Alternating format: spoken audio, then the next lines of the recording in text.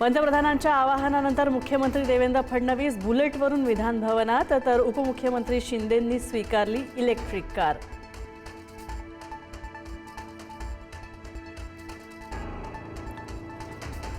मुंबईत सीएनजीच्या दरांमध्ये 2 रुपयांनी वाढ। मुंबईमध्ये सीएनजीचे प्रति किलो दर 84 रुपयांवर जाऊन पोहोचले। मध्यरात्री 12 वाजल्यापासून दरवाढ लागू।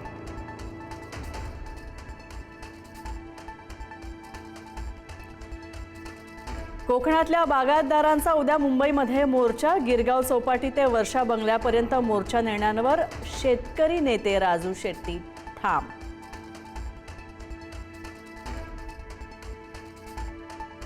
मंत्रालयासमोर कांदा प्रश्नी शेतकऱ्यांचं आंदोलन। कांद्याचे भाव घसरल्यामुळे किसान काँग्रेस झाली आक्रमक।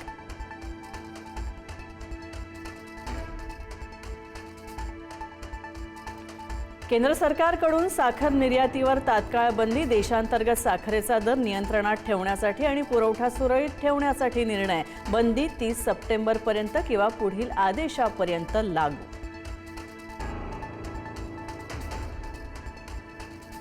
सुनील तटकरे आणि प्रफुल्ल पटेल क्षमता असणारे राज्यातील नेते। शरद पवारांकडून तटकरे आणि प्रफुल्ल पटेल यांचं कौतुक।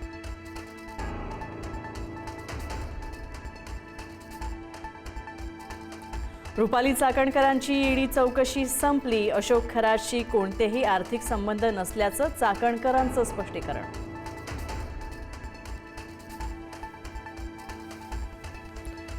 गर्डर लॉन्चिंगसाठी मध्य रेल्वेचा 15 ते 18 मे दरम्यान रात्रकालीन विशेष ब्लॉक। कुर्ला ते भांडूपच्या दरम्यान काही लोकल सेवांमध्ये ब्लॉकमुळे होणार बदल।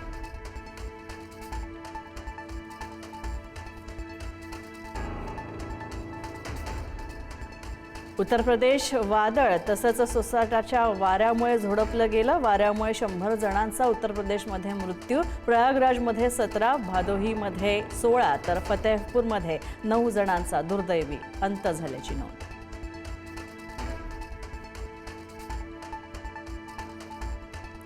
दिल्लीमध्ये निर्भया घटनेची पुनरावृत्ती। खासगी बसमध्ये महिलेवर सामूहिक अत्याचार। पोलिसांनी 2 आरोपींना केली अटक। गुन्ह्यामध्ये वापरलेली बसही ताब्यात।